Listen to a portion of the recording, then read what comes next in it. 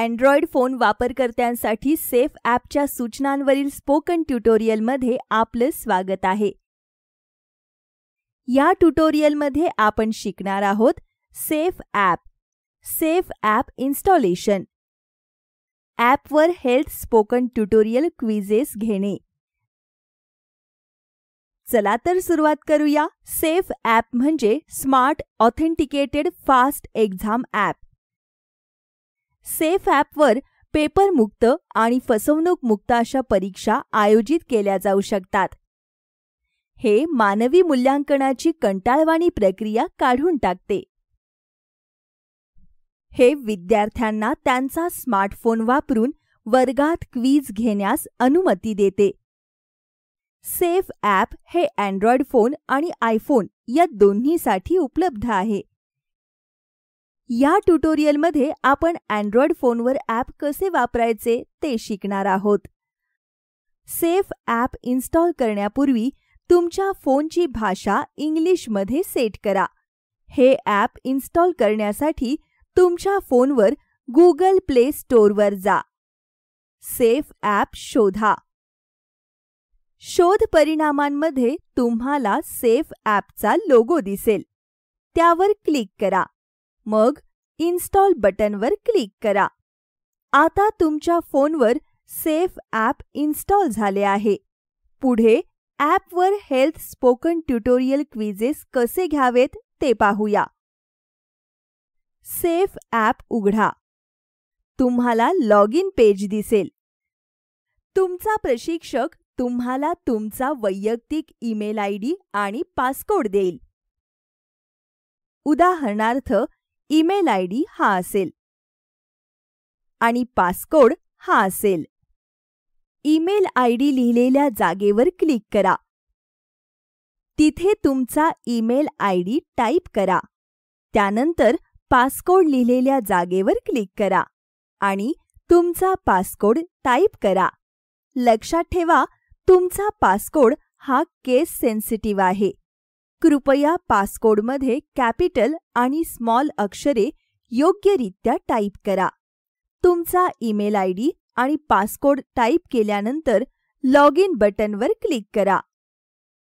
Log in केल्यानंतर तुम्हाला courses page दिसेल. कोर्सच्या नावावर क्लिक करा. उदाहरणार्थ इथे कोर्सचे नाव आहे इंग्लिश HST. तुम्हाला क्विझेस पेज दिसेल. तुमचा प्रशिक्षक तुम्हाला क्विझ आयडी किंवा क्विझचे नाव देईल. उदाहरणार्थ क्विझ आयडी आहे englishhst.jp किंवा क्विझचे नाव आहे 1 प्रॅक्टिस क्विझ. तुम्हाला एक क्विझ बॉक्स दिसेल ज्यामध्ये दिलेला क्विझ आयडी किंवा क्विझचे नाव लिहिलेले असेल. क्विझ बॉक्सच्या तळाशी उजव्या कोपऱ्यात तुम्हाला ते डाउनलोड झालेले दिसेल. काही वेळा क्विझ आपोआप डाउनलोड होऊ शकत नाही. अशा वेळी क्विझ बॉक्सच्या वरच्या कोपऱ्यात डाउनलोड बटनावर क्लिक करा. आता ते बटन स्टार्टमध्ये बदलेल. स्टार्टवर क्लिक करा. तुम्हाला परवानग्यांसाठी एक पॉपअप दिसेल. ग्रँट ऑलवर क्लिक करा. तुम्हाला परवानग्यांसाठी इतर पॉपअप दिसतील. तुमच्या फोनवर सेफ ॲपने सुरळीतपणे काम करावे म्हणून तुम्ही त्यासाठी सर्व परवानग्या दिल्या पाहिजेत. तुम्हाला तुमच्या फोनच्या सेटिंग पेजवरून काही परवानग्या देण्यासही सांगितले जाऊ शकते. सर्व परवानग्या दिल्यानंतर सेफ ॲपवर परत जा. तुम्हाला क्विझ डिटेल्स पॉपअप दिसेल. तुमचा प्रशिक्षक तुम्हाला क्विझसाठी पासवर्ड देईल. पासवर्ड फॉर क्विझ लिहिलेल्या जागेवर क्लिक करा. तिथे तुमच्या प्रशिक्षकाने क्विझसाठी दिलेला पासवर्ड टाईप करा. कृपया कॅपिटल आणि स्मॉल अक्षरे योग्यरित्या टाईप करण्याचे लक्षात ठेवा. स्टार्ट क्विझवर क्लिक करा. तुम्हाला स्टार्टिंग क्विझ पेज दिसेल. तुम्हाला पेजच्या वरच्या बाजूस क्विझ इन प्रोग्रेसची सूचना देखील मिळेल. तुम्ही क्विज सबमिट करेपर्यंत ॲपवरून जाऊ नका याची आठवण करून देण्यासाठी ती सूचना आहे. तुम्ही ॲप सोडल्यास तुमच्या प्रशिक्षकाला तुमच्या निकालात OOF फ्लॅग दिसेल. OOF हा एक सुरक्षा फ्लॅग आहे, ज्याचा अर्थ आहे आउट ऑफ फोकस. जर तुम्ही 10 सेकंदापेक्षा जास्त वेळ ॲप सोडला तर ते तुमच्या रिझल्टमध्ये दिसेल. हा फ्लॅग तुमच्या रिझल्टमध्ये दिसला तर तुमचे अंतिम गुण 0 मध्ये बदलले जातील. तसेच इतरही फ्लॅग्ज आहेत. L हा लोकेशन फ्लॅग आहे. जेव्हा तुम्ही परीक्षेच्या ठिकाणाच्या बाहेर क्विज घेता त्यासाठी हे असते. T हा टायमिंग फ्लॅग आहे. तुम्ही जेव्हा सबमिशनच्या वेळेत क्विज सबमिट करत नाही त्यासाठी हा फ्लॅग आहे. NS ही सबमिशन फ्लॅगची संख्या आहे. हे एकाच आयडीद्वारे एकापेक्षा जास्त सबमिशनसाठी आहे, जे 5 सेकंदांनी वेगळे केले आहे. ह्याचा अर्थ प्रत्येकाने स्वतःच्या वैयक्तिक आयडीने क्विज घ्यावी. क्विज घेण्यासाठी कोणीही तुमचा आयडी वापरू नये. NQ ही क्विज डाउनलोड केलेल्या फ्लॅगची संख्या आहे. हे कोणतेही क्विज एकापेक्षा जास्त वेळा डाउनलोड करण्यासाठी आहे. तुम्ही नियोजित तारीख आणि वेळेवरच क्विज डाउनलोड करून सुरू करावी. PCR हा फोन कॉल घेतलेला फ्लॅग आहे. हे क्विज दरम्यान फोन कॉल घेण्यासाठी आहे. DD हा डुप्लिकेट डिव्हाइस क्विज आहे. जेव्हा 2 वेगवेगळे सहभागी आयडीद्वारे एकच डिव्हाइस वापरले जाते त्यासाठी ते असते.